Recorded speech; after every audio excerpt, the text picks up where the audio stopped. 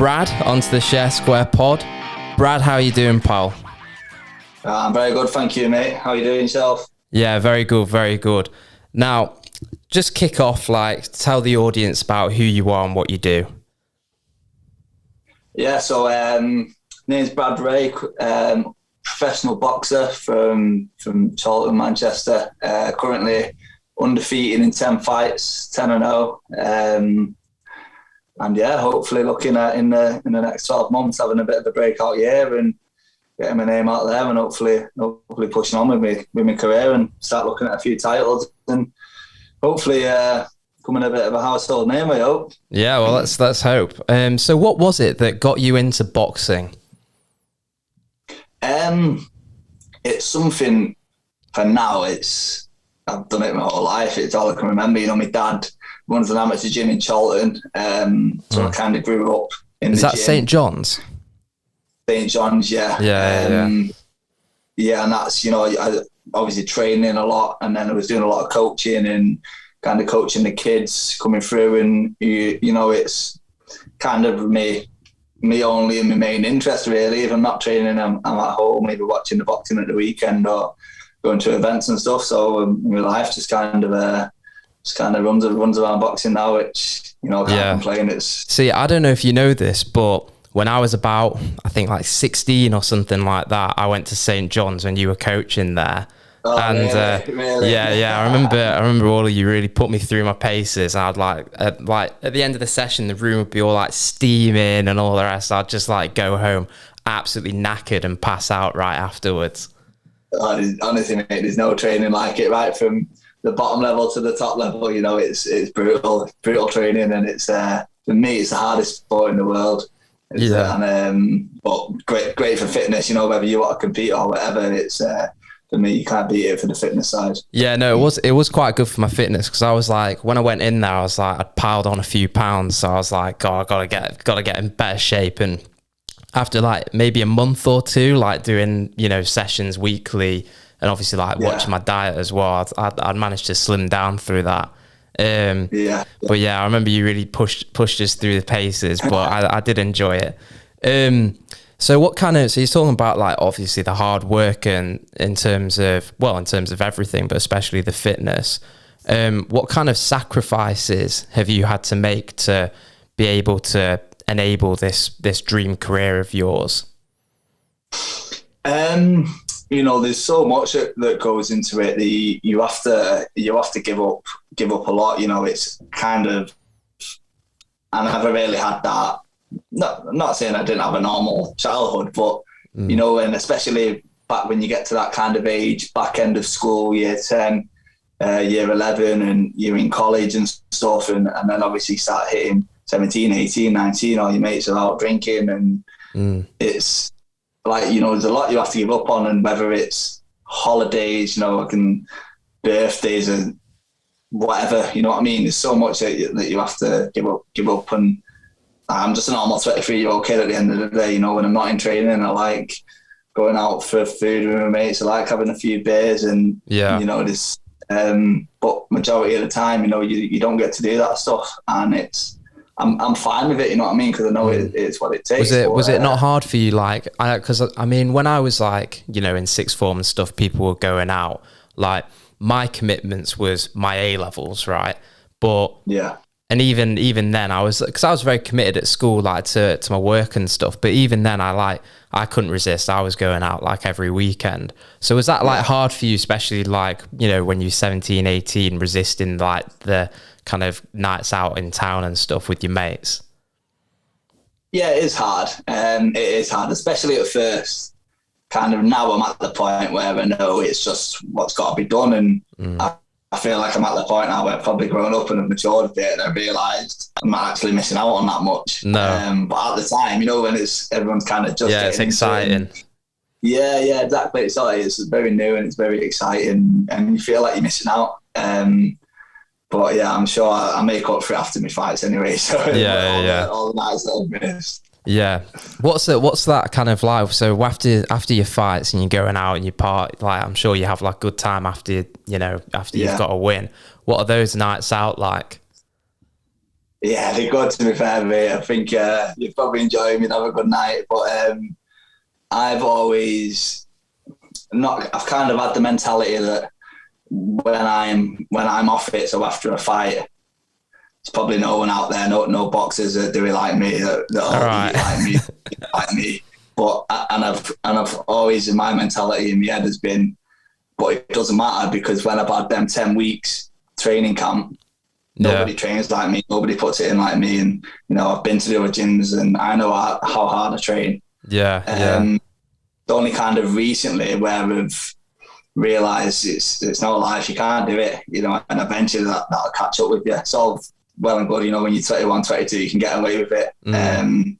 So now I've kind of had the mentality where I'm staying fit all year round, and I will, after my fights, so I can let my hair down a little bit, but just not to the extreme that I used to. And I'm just kind of staying on it all the time now, and I think that's shown kind of during COVID, especially during COVID, because you didn't know when you were going to be fighting, you didn't know if the phone was going to ring, and I kind of got a last minute call up and on a big stage, and I knew it was kind of my chance now to break out, and because I had stayed ready and I was kind of fit and had been putting the work in, and while other people haven't, I grabbed the opportunity with both hands. Yeah, I mean, it's definitely an important factor, whether you're in boxing, whether you're in like MMA, that when you're kind of in the early stages of your career, you kind of do want to be ready 24/7, because it's those random call-ups which is what's going to give you that kind of breakthrough, isn't it? Yeah, definitely. I think if you look back, kind of a lot of boxers' careers, there's been a kind of turning point in the career, and especially in boxing, a lot of them, these big fights that have kind of propelled them on, and they've took it on a week or two's notice, and because they've been fit and they've stayed ready, and they've been ready for that chance. And sometimes these promoters will try and catch you off guard. They'll think, give him 2 weeks notice so he's not ready. And if you're ready there, you can go and upset the odds, and that's you pushing on then. And that's kind of, I'm buzzing, because I kept telling myself during COVID, something will come up, I was working it, and it was disheartening sometimes when nothing, it looked like there was nothing on the horizon. But I just kept telling myself, I've got to stay on it. And it's like you almost manifested it in a way. But you gotta, you've always, when you're at that stage, it's kind of like, you just, like I said, you just got to be ready. And then your opportunity came. You had a big fight on like a proper event. What was it like having that step up? What was that feeling like when you got the call up for it? Yeah, I was buzzing, because I'd kind of been calling out to have a step up, and a step up in opposition and big platform. It was on Sky Sports, and it was on a big show, world title undercard, against another undefeated lad, and it was kind of, I knew that this was my chance now. This was my opportunity, and I was just happy to be there. And I felt like a little bit during fight week, we had to go into the bubble and isolate because it was still all COVID, and it was a bit like, all right, I'm here now, you know what I mean, this is it. And then I had to remind myself, no, I'm not here yet, I need to win this fight, and, and I got a little taste for it, and I thought, right, this is where I'm going to be now. This is what you want for the rest of my career, kind of level. Because I saw Eddie Hearn was quite enthusiastic about your fight, wasn't he? He was all over it, considering that obviously it was, like you said, like a fill-in fight, but he seemed very excited for it. What was it like seeing like Eddie tweet out about you? Yeah, it was good. It was class. It was there was quite a lot of buzz around the fight, because it was kind of added last minute, and it was two undefeated lads, and it was billed as this 50-50 fight, and it was going to be kind of, the winner was going to push on and be ready for bigger things and stuff. So there was a lot of the boxing social media sites and stuff were talking about it, and it was really split down the middle. It was really 50-50. Obviously, like you said, Hearn was bigging it up, how much of a good fight it was going to be, and how it was both our chances to kind of push on. And it was good to kind of, I think it, people around Manchester, I've been around the scene for a long time. Like, people know who can fight. You know what I mean? Yeah.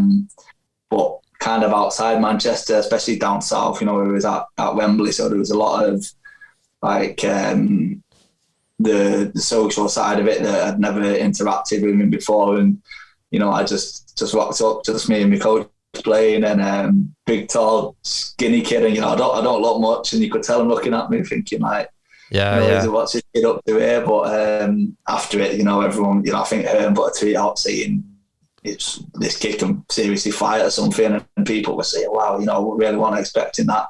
Yeah. And you know, it was just nice because a lot of the lads from around my way who followed me for a bit were saying like, well, we were expecting it, you know. We knew he was capable, and everyone else was a bit surprised. But you know, it was good, and I think it really got me out there to a bit of a wider audience, and hopefully I can capitalise on that a little bit. Yeah. Have you managed to have any like conversations with Eddie, or has it just been through tweets? Yeah, I never caught him after the fight. I've chatted to him a little bit before it. Like we did a little press conference before it with me and my opponent, and Eddie was asking the questions. And, right. Yeah. Yeah. I was on quite early. Like you said, it was a bit of a filler fight, so we were off, and then I was back in Manchester for 10:30. Yeah. You know, it was fast. But yeah, he was, from what I've spoke to him, he's a sound enough bloke. Yeah. Because I mean, obviously, everyone loves to talk about Eddie. Everyone's always got some sort of experience with him. So there's a lot of stick, doesn't he? Yeah. Well, he's the man's just a living meme, isn't he? Like, yeah. For me though, I'm not just a boxer. You know, I'm a boxing fan as well. And you know what he's done for the sport. Some of the fights that he's put on, and you know, continuing to put on. You know, it's took it to the next level, and all the other promoters have kind of raised their game. Because Eddie's took it to the next level, so he's doing British boxing the world of good, and and I completely agree. Because the thing is with Eddie, like as much as everyone likes to have a laugh about him, like he makes himself kind of, you know, open and vulnerable in terms of like just being himself and like having a laugh and not taking it so seriously, which is kind of what, you know, more people need to do in boxing to keep it relevant in this like internet age and stuff. Yeah, and by, you know. It's weird that by him becoming a meme, it's actually doing quite a lot of good for boxing. You know what I mean? Yeah, definitely. I definitely reckon he used to play on that. Definitely. He used to slip up into interviews. I'm first to do it, but I bet he's in the back of like on the way to the press conferences, probably in the back of his Mercedes, thinking like, "Oh, what am I going to come out with today?" Yeah. You know what I mean? Like what little phrase am I gonna come up with today? What little facial expression am I gonna do? Yeah. But yeah, I mean, he has though been getting a little bit of stick recently for not making this AJ Fury fight happen. Now I know you've met Tyson before, haven't you? Yeah. So Fury, when he first come back, he was at our gym training, using our gym as his training camp, and he's probably there for about, I think, his first 2 or 3 fights back. So he was kind of in and about the gym with us near enough every day, and knocking about. There was that famous photo with Ricky and Tyson when he came in and he was like absolutely massive going into the gym, and then obviously like made his kind of comeback and lost a load of weight. So were you there to like witness a lot of like that training? Yeah, I remember seeing him a couple of weeks when he'd first started back on. When he was just doing a little bit of pad work and a bit of bag work, and I'm not ashamed to say that I thought he's never going to box again. I honestly thought it'd be here for a few weeks and it'd be gone, and I just couldn't see it. And I'm absolutely buzzing that he proved me wrong, and he proved so many other people wrong, because I'm a big Fury fan, and obviously I like him. He's a top down to earth guy. But yeah, I honestly couldn't see it happening, and I'm so happy that obviously he proved me wrong, and now he's on top of the world. And it is incredible, isn't it?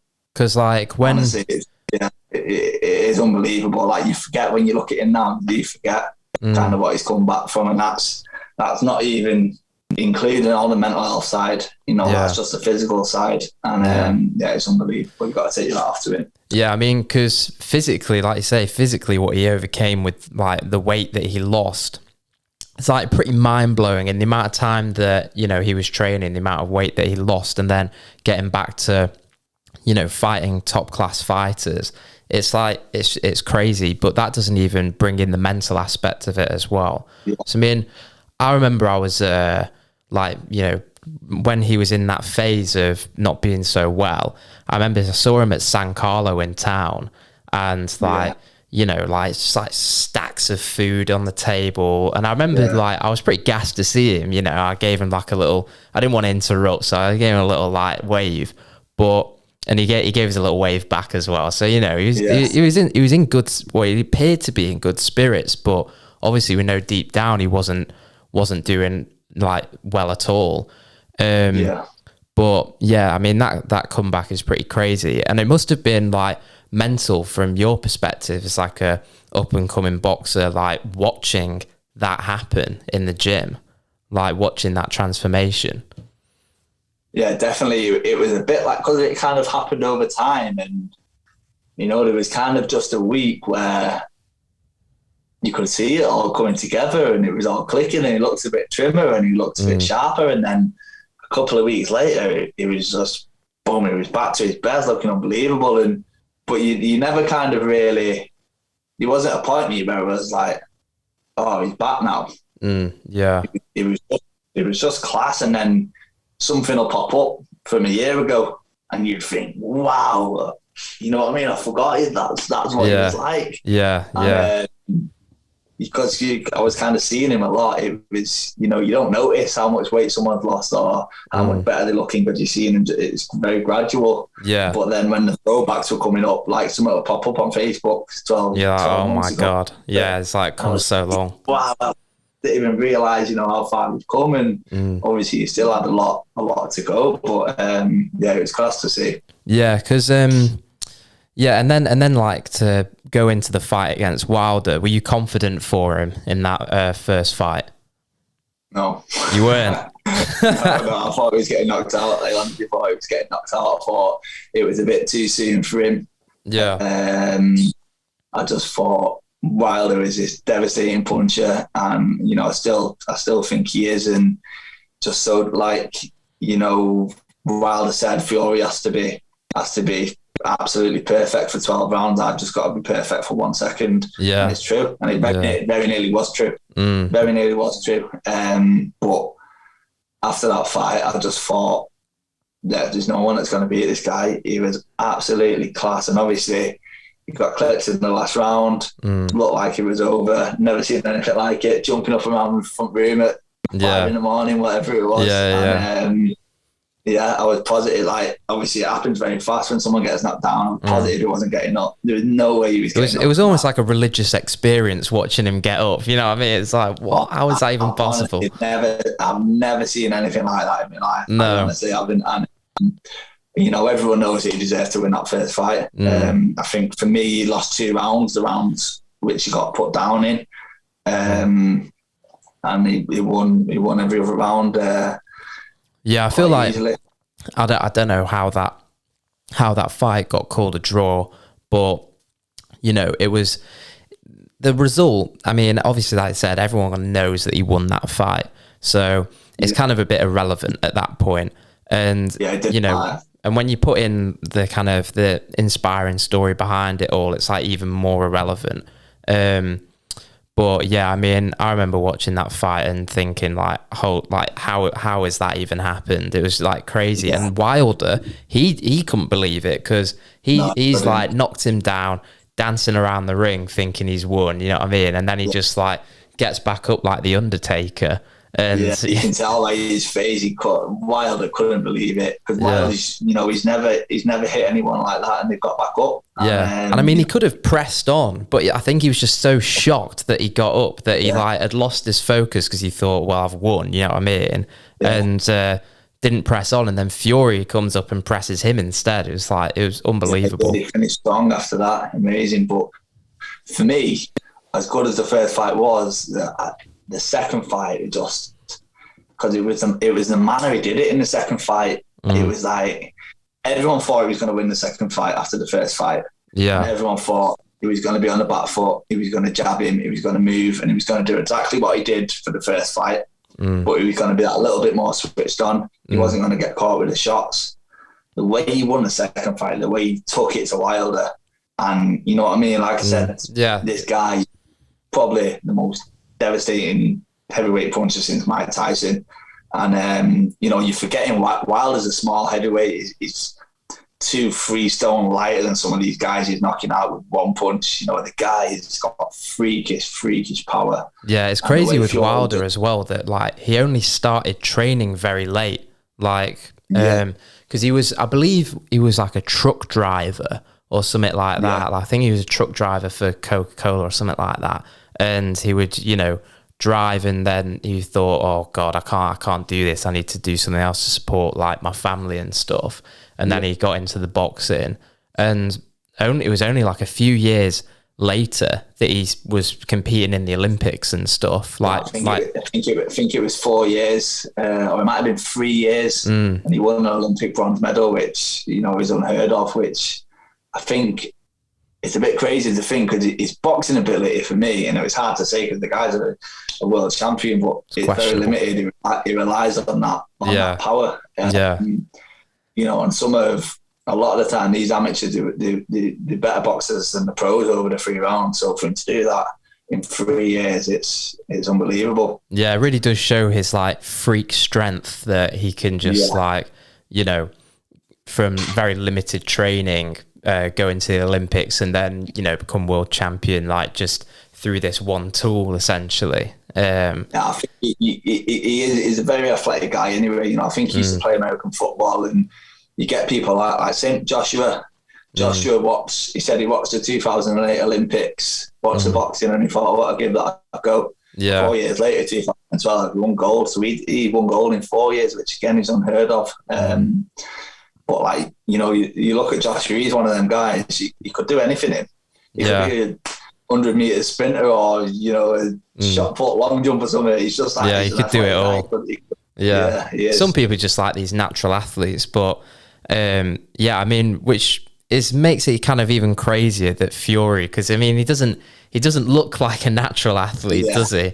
I think in his own words, it's like, oh, you got beat by a fat man and all that kind of stuff, Klitschko and all that. So it's crazy that he not only competes but dominates these people. But his boxing brain, for me, Fury's boxing brain just kind of cancels out any of this, the other advantage, the athletic advantage that these people have over him. Like I said, he was in the gym for 2 or 3 fights when he come back. Probably seen him spar about 100 rounds. I can honestly count the amount of clean shots I've seen him get it with on one hand. Yeah, that's crazy. Nobody could hit him. Nobody could hit him clean, and it was the way he slides shots, and he's very clever. He's very clever with the way he does it. Yeah, no, he's a very intelligent boxer, and also just seems to be a freak of nature in his like cardio levels mixed with his agility, despite his like athletic frame. So talking of AJ and Fury, why is it that you think that this fight isn't being made? Like, obviously Wilder wants that third fight, and they had that contracted, but it's kind of like, what is the point? Like, does anybody even really want to see that fight? Because he's beaten him twice, and we all know what Wilder does, and it's been proven that won't beat Fury. You know what I mean? And like with AJ, it seems like with the AJ Fury fight, I've been waiting for it for so long, but it just doesn't seem to like it's ever going to happen. Yeah, for me, you can probably tell by the way I'm talking, I'm a big Fury fan, and I think he beats Joshua. I don't think it's an easy fight. I think it's a hard night's work, but I think he beats Joshua. And I honestly think, I hate me to say it because, like I said, I'm a Fury fan, but I think Bob Arum and Team Fury threw AJ and Hearn under the bus a little bit. You reckon? Yeah. I don't think the fight is down to Hearn and AJ. Don't think it's down down to them for it not happening. I think they are, Aram and Top Rank obviously knew that this was going on with Wilder, and you're at the point now where, you win your next fights and then you fight, all the belts to probably the biggest fight in the world, all British fight, but it's not that easy because Fury, although he clearly has Wilder's number, 100% has Wilder's number. Like I said, Wilder is this freak of nature. He hits so hard. Yeah. And we've seen, I think Fury's been so good for these past 2 fights because Fury acts best when he has something to prove. Yeah. He's got to prove these people wrong and the doubters, and he doesn't have that now, which is the risk. Is he gonna switch off a little bit? A lot of people have been saying that he has switched off, because he's kind of, for the Wilder fight, for like his kind of recovery thing, there was he switched out his Rolls Royce for a Volvo or whatever it was, and was living humbly in Morecambe, whereas now he seems to be like back in Vegas, you know what I mean? And it is worrying a lot of people that perhaps he's kind of slipping into like the old side of him that's not going to be very good for him. And like the longer this fight has being postponed and stuff, the more chance that Wilder has. And like you say, he can just catch you on a one-off, and if he did, I'd be so fuming. I'd just be like, God, that would just be the worst thing ever. Yeah, I think now that the fight's not going to happen, or when it does happen, it'll be too late and it won't have the same value, because I think Usyk's going to beat Joshua. Yeah. I think Usyk's going to beat Joshua. I think Usyk's all wrong for him. I think Joshua's the type of fighter that he's made for. The only thing I've got my fingers crossed for Joshua is he's just too big and he's too strong for him.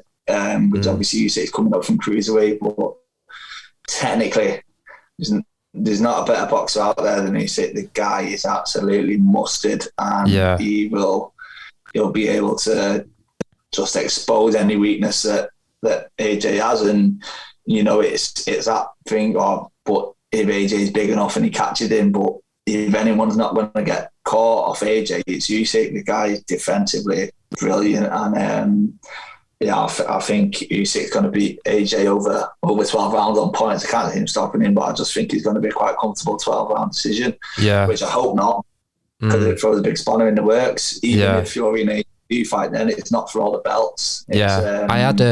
I had this guy on, Matt Goddard, the other week, who he does this thing called the Boxing Locker, has quite a big Instagram page, and he was 7-0, but had to retire due to like an unrelated eye injury.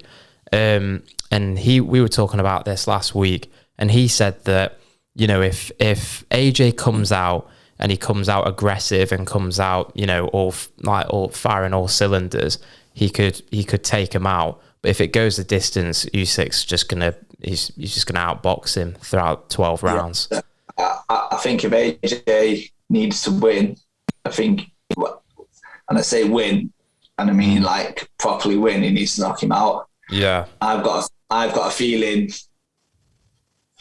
it'll go to points, and they might give it to AJ in a majority decision or a split decision or a draw. And it'll be a bit controversial because then AJ still has his belt, they kind of can't have him lose. Probably the biggest fight of all time can still take place. There's a lot of money on the table with that win. If he wins, there's hundreds of millions on the table that to make that Fury AJ fight happen with all the belts on the line as well. So something dodgy could happen. But we'll see. I'm looking forward to seeing it. I've been a bit of an AJ hater for quite a while. I kind of just, I don't know. I personally just don't see the hype. You know what I mean? I see a very good boxer, but I personally just don't see the same ability that you see in Fury. So, I've been itching to watch Fury beat him just to prove myself right. So I really want to make sure that happens. But you know, it'll all come to fruition soon, I'm sure. Fingers crossed. Let's hope so. Yeah. So back to your boxing career. How do you see these next few years going for you? Like, what's the kind of big plan? Yeah, I just want to push in, and I just want to get on them bigger platforms and big fights. You know, I want to get looking at titles within in the next year, and you know, I've got some exciting news in the pipeline that, you know, will be announced in the next couple of weeks, and you know, I just think I'm ready to push on now, and you know, I'm ready to get into some of these big fights. In the next 12 months, I want an English title. Yeah. Minimum, and you know, I just want to show people what I can do. I want to get back to Manchester Arena. I want to box at Manchester Arena. I want to, you know, last time I boxed there, you know, it was mostly empty. There was about 200 people in there, and I think that half of them were from Stretford and Ermston. Yeah. And, you know, everyone who come to watch me early on. But I want to get in there when it's busy. I want to be in, you know, good, entertaining fights in front of my home crowd, and you know, I just want to, you know, just want to start building something that people are going to remember. You know, I want to be in them entertaining fights and them wars, and you know, I'm just really looking forward to hopefully what I can offer. Yeah. So I mean, I saw a bit of like your press conference for your last fight, and I thought, like, you know, you came across very respectful, like, you know, you came across like very nice and all. Do you reckon you're going to have to up the trash talk a little bit, like when you start getting into your next few fights? Potentially, you know, I was watching the boxing Saturday night, and I heard a good quote from Bellew. He said, closed mouths don't get fed. Yeah. And I thought it's very true that, you know, but it's just the way I've always been, the way I've been brought up. If, you know, you there's no reason to disrespect someone if they haven't given me the reason. If someone gives me a reason, you know, I'm sure I'll be fired up and I'll be ready to go. You know, I won't let anyone kind of walk all over me. But, you know, I'll do happy to do my talking in the ring. And I know it's a bit of a cliche, but you know, I can very easily shake hands at the weigh-in and the press conference and be respectful. And then when I get in there, when that first bell goes, you know, I'm honestly trying to knock you out. And, you know, I don't think it matters what we are before the fight or after the fight. You know, we can shake hands after the fight. We can have a beer. We can get a picture. And well, there's always going to be there's always huge respect, I find, right, after the fights most of the time. Because obviously you can both appreciate that you both stepped in there and fought one another, and you know the outcome is the outcome. You know what I mean? It's kind of like everything's been said and done now, so you know there's always that mutual respect at the end. But yeah, I mean the trash talk's obviously like it is like a very essential kind of part of fighting these days. You see like a lot in the UFC. I mean, with like McGregor kind of like championing that kind of rise in trash talk and so on. It's definitely become a lot more of a relevant factor. Is that something that like you feel maybe a little bit worried about, that like, oh, you know, sat on stage and you like someone might be like giving you a load of shit and I'm gonna have to come up with something here, you know what I mean? Not really. Does it? I know that in my career it's probably going to happen. Yeah. It's probably going to happen. It's probably going to happen soon. It's probably going to start happening soon, you know. Like, you know, when you got audiences at the press conference and everyone's kind of like, someone will say something and the audience reacts, you know what I mean? You got to come back with something then. So it's probably going to start happening soon. I just don't think it's something that would affect me anyway.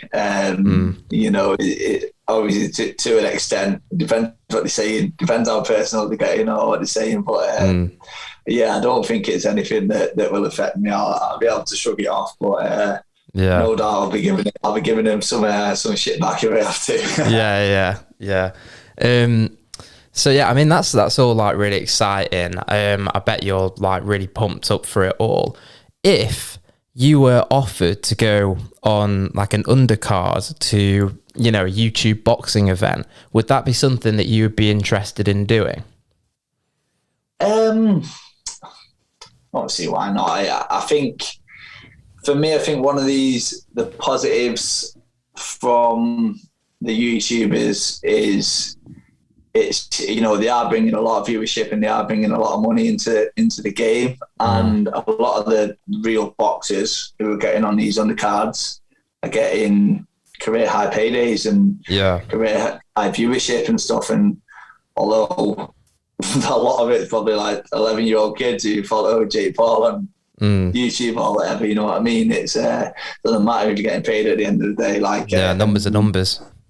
Yeah, exactly. And you know, it's you don't blame. I don't blame them, the YouTubers. I don't blame the boxers who go on the undercards. But I don't agree with how the sports allowed it to happen. You know, right? And I don't agree with that. But you know, you've got to take what opportunities are there. And you know, look, like I'm a good mate of Tommy's. Seeing him last week, I was chatting to him, and he was telling us about obviously his plans before this got announced to go and fight on the Jake Paul undercard. And you know, I was saying you want to grab it with both hands, and you know, if you're on his undercard, you want to be on his case, you want to be chasing that fight. And you know, although people might not agree with it, for me, he's going to get career high payday there for. In my opinion, he's going to knock some YouTuber out who's, you know, not on his level. Like work for him, eh? Yeah, I honestly like think, work easy bag. Yeah, exactly. Very high, low reward, high, low risk and high reward, in my opinion, anyway. But how does we'll see with time. Yeah, how does Tommy feel towards Jake? Does he like genuinely dislike the kid? I don't think so. I think he knows. It's just, you knows know, the game. I don't. To be honest, it were when what's the other one? His brother called him when he come over here and Logan, boxed the English lad. Yeah, and he boxed KSI. So when they were over here, the training camp was at our gym. Oh right, okay. At our gym for 2 weeks. Yeah, so the Paul brothers and all these Yanks were in the gym, and you know, I'd never heard of him up until that point. It's the first I've ever heard of him, the first I'd seen of him, and you know, it was I could never think from that, you know, they'd get to the point which they're at now. But you know, fair play to them, they're both doing well off it, and like I said, chasing a. So did you meet either of them when they were at your gym? Yeah, they were in with us. What were they both like? Were they all right with everyone, or were they like a bit annoying? They were okay. They were civil. I didn't really chat to him, but yeah, they were all right. It was just a bit not my cup of tea, to be honest. But I think after a few days, he kind of seen the level of training kind of us to them. Yeah, a bit of a disparity. Skill us to them, and I think after a while they kind of a little bit more respectful and a little bit, you know, these kids are proper over here, and we put the work in, and you know, we've been doing it since we were little kids. And I think at first they kind of come in and they thought they were going to run the gym, and you know, it wasn't happening. No. Well, I'm sure Ricky wouldn't have allowed that. No chance. No chance. So yeah, were there any like? Do you ever get any sort of stories from that phase when they were training at your gym? Is any like anything that, you know, people may not know about, like what they did when they were in training? Not really. It was a little bit. I think there was an open workout one day, and I don't know. There was a bit. Someone come down and there was a bit of a scuffle. I think might have been KSI might have come down, and right. I think they had a bit of shit, but it was just. They were saying about these sold tickets for this, and they were however much. The room was. I like I said, I never heard of him. I didn't really know who they were.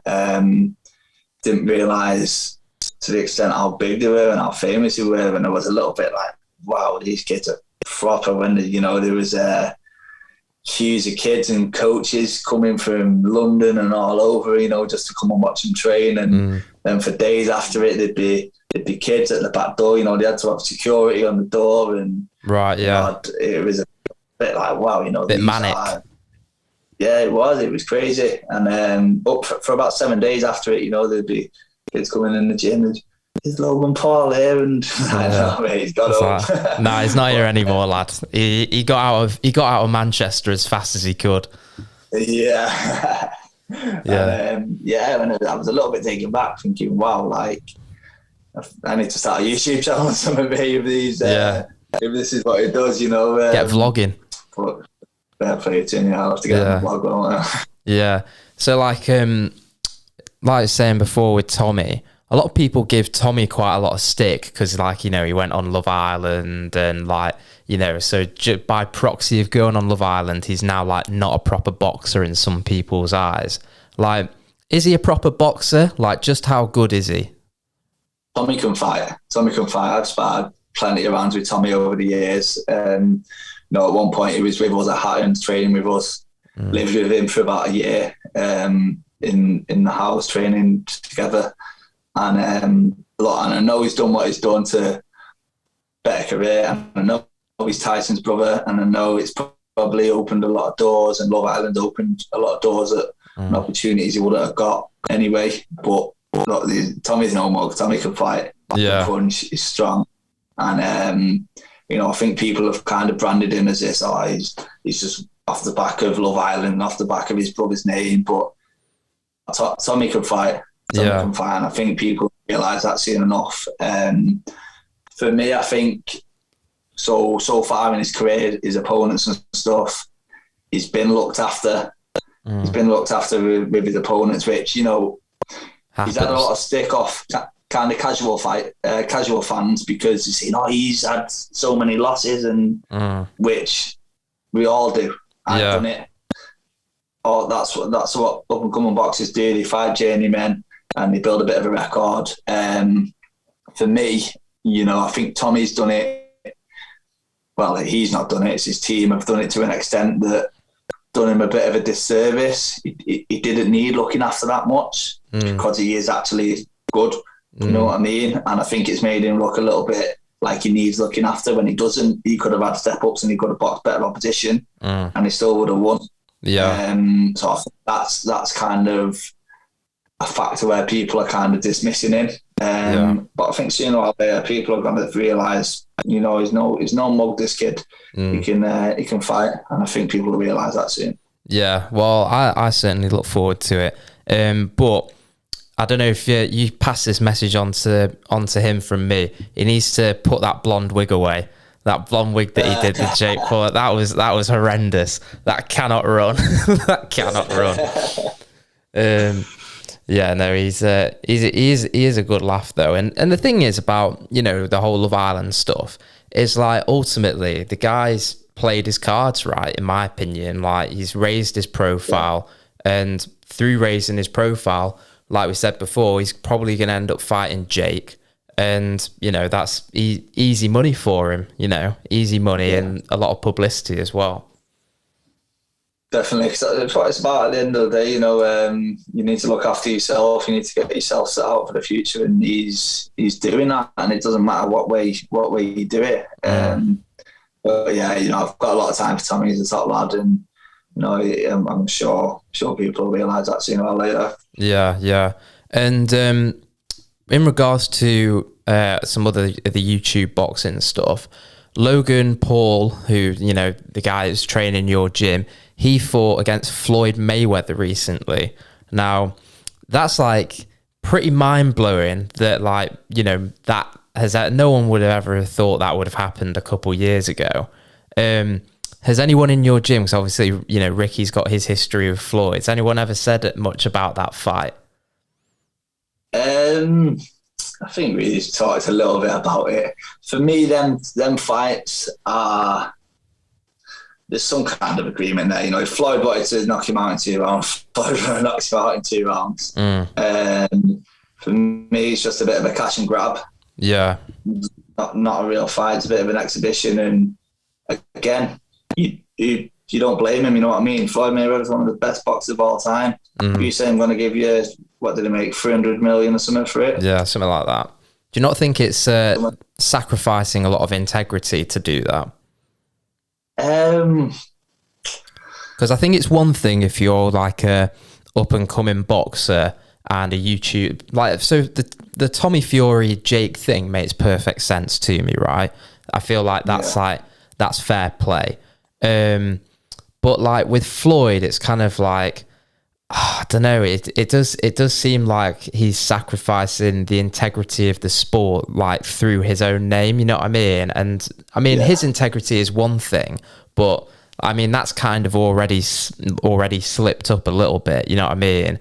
So, but it's kind of like, for me, the sport is on his. You know, he's Floyd Money Mayweather. You know what I mean? His name is literally money. If it makes money, it makes sense to him. And for me, it's the way he's looked at it. Imagine I said to you, got to do a 20-minute podcast with someone and I'll give you £1 million. Yeah. You go, yeah, you know, and you know, he wouldn't get out of bed for $1 million or whatever, Mayweather. But if you throw enough money at him, he's going to get to a point where he's got to go. Might as well, you know, not have enough money, can you? No.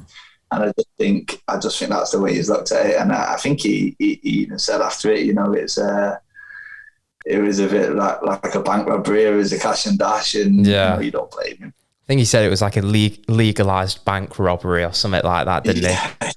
But I mean, I mean, he's not wrong. He's not wrong. It's the easiest, you know, night's work he's ever had, and one of the highest paydays he's ever had. So and didn't even risk his record because there was going to be no decision, and it wasn't like an official fight. So I guess it is. I don't think his record was kind of at stake anyway. To be honest, I don't think there's any chance if he's going to win. Well, you know, you could have had a Deontay Wilder situation or something. I don't know, but because Logan's a big guy. I mean, a lot of people speculate that he's on juice, but like, you know, he is absolutely massive. So I guess you never know, but then again, like, it is Floyd, so you kind of do know. Yeah, definitely. So yeah, so I'd say that's pretty much all I've got to ask about. Is there anything, like any sort of announcements or anything we should look out for soon? Summer's coming, very exciting soon. You know, obviously I can't say anything yet. I'm still working on a few little tweaks we need to do, but yeah, you know, hopefully be back in some big fights soon and back on the TV screen. So hopefully something's people watch out, you know, on my social medias and stuff. So I'll be announcing something very soon. Sounds good. Well, I can't wait. I'm going to try and get to your fight, get in the crowd to cheer for you. I'm sure it'll go really well for you. I think there's a lot of really exciting things coming your way. So, you know, I'm really excited for you, mate. Oh, man, mate. Really appreciate it. Thank you. Cheers. Thank you. All right. There we go.